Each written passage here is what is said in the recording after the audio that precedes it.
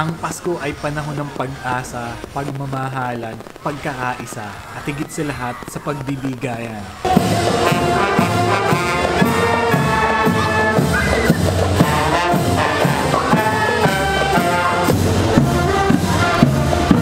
Ayun, dito tayo ngayon sa Perez Park, sa harapan ng Quezon Capitol Building.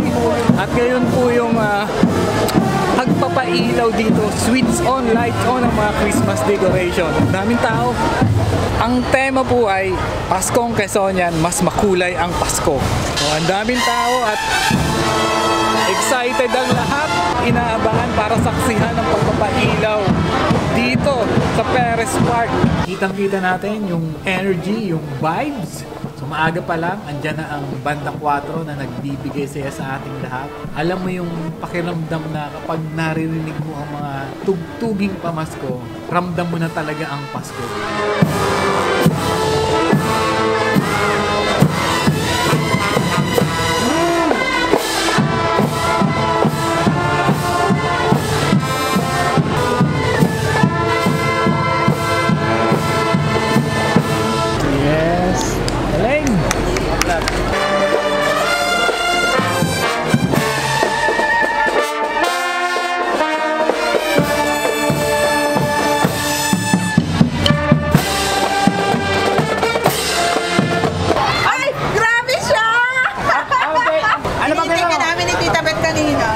Ayan si Ma'am May. Dito, meron kayong pwesto dito? DTI. So meron din dito basaar. Sa mga nagtatanong ng tinapa at tuyo, meron dito. Sa harapan lang ng Kapitolyo, ayan. So hindi nga po nagtagal at nagsimula na ang main program. Everyone, welcome to Paskong Quezonian 2023! Mas makulay ang Pasko! So mayroong opening prayer. Basbasan po ang aming pagtitipon. Pag-awit ng ating national anthem at ang paborito nating lalawigan ng Quezon song. So talaga naman pong may pagka-inspiring ang gabing ito. Sinundan po yan ang mensahe ng mga namamahala sa ating lalawigan, PA Manny Butardo, si Vice Governor Terd Alcala. Kasabay po nito, damahin ang tunay na diwa ng Pasko. Ano ba yun? Yung pagmamahalan. At syempre ang inspirational message ni Governor Dr. Helen Tan. Katulad ng lagi po natin pinapanalangin, sana lagi tayong ililigtas. At sana po, kayong lahat ay kasama ko doon sa panalangin, hindi lang yung personal, kung hindi ang bawat mamamayan sa ating lalawigan. Then sinundan po yan ng song number ng Soundstage Sargo Music Center.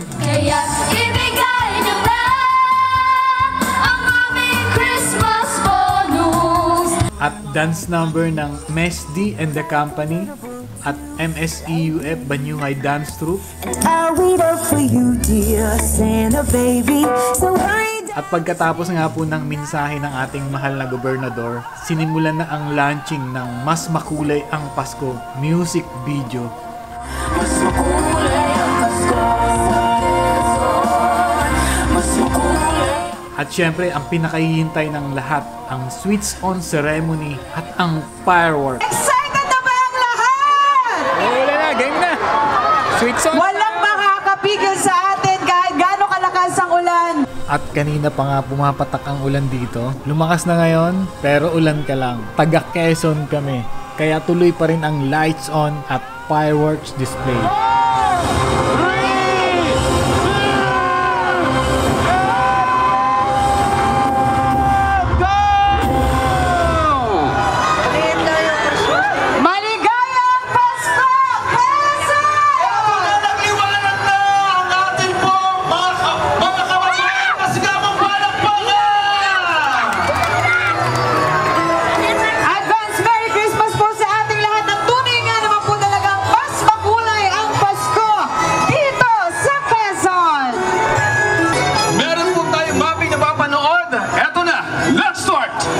At hindi nga kayang pigilan ng ulan ng Quezon Province Christmas vibe. Lights on ceremony rock despite the showers, turning this place into a festive wonderland.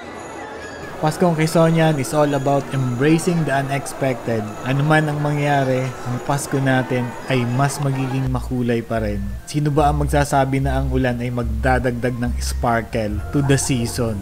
O, di ba? At makikita nga po natin dito sa Paris Park ang mga napakagandang dekorasyon tulad ng Yuletide Garden sa Block 1, ang mga light tower dito sa Circle, at ang napakagandang tunnel of lights at Belen sa Block 2. Sa Block 3, makikita natin ang Christmas lights display, habang sa Block 4 po ay ang light show guest. At syempre ang 3D mapping dito po mismo sa harapan ng ating Kapitolyo na talaga namang magbibigay ligaya sa lahat. At kung tayo po titingin sa ating kalangitan ngayon, sisimulan na din po natin ang ating Fireworks display! Get ready for the countdown. 10, 9, 8, 7, 6, 5, 4, 3, 2, 1, 0.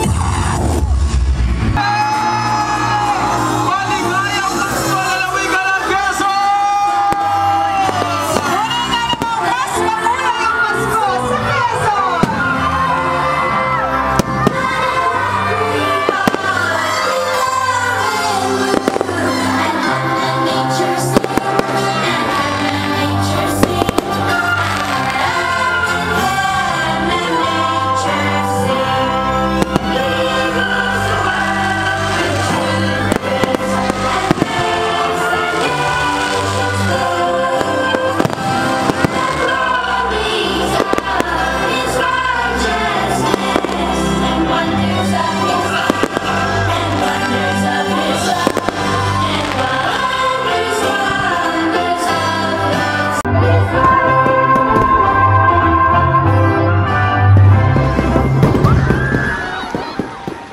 Personally, nararamdaman ko ang kakaibang saya sa aking puso ngayon.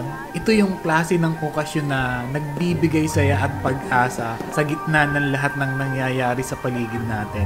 Ang Pasko ay panahon ng pag-asa, pagmamahalan, at pagkakaisa, lalo na sa panahon ngayon. Ang Pasko po dito sa Pilipinas ay isang pagdiriwang na bukod tangi talaga. Ito yung panahon kung saan mas bumabalik yung mga tao sa mga tradisyon, sa pamilya, at higit sa lahat sa pagbibigayan. At dito po sa aming lalawigan ng Quezon, may sariling kakaibang pagninilay sa kahulugan ng Pasko.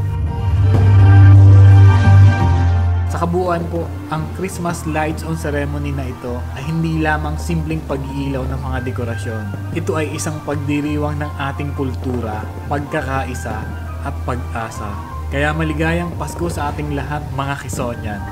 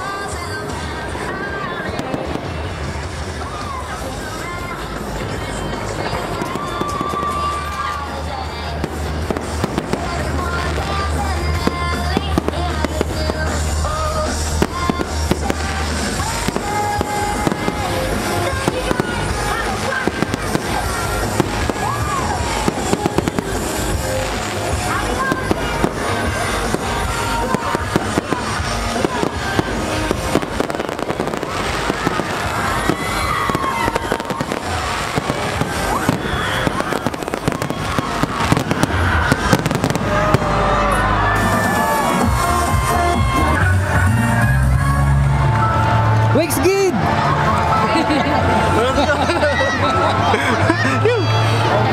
Sayang, nakaulan eh. Pag kailangan nyo ng malulupit na cinematic at saka travel. Gid. Naulan na no? Balik na Pero lang. nakalipad naman, nakalipad ako kanina. Ngayon, kumain kami dito kay GR Tenten. Bagnet at saka Lomi na Jumbo. Kaso, ubus na. Tila ng ulan, uwi na kami. So, hindi tayo nakakuha ng magandang shot dahil lumakas yung ulan. Eh, wala nang ilaw, pinatay muna nila. So, babalikan na lang natin bukas o kaya sa isang araw. Shoutout kay Kuya.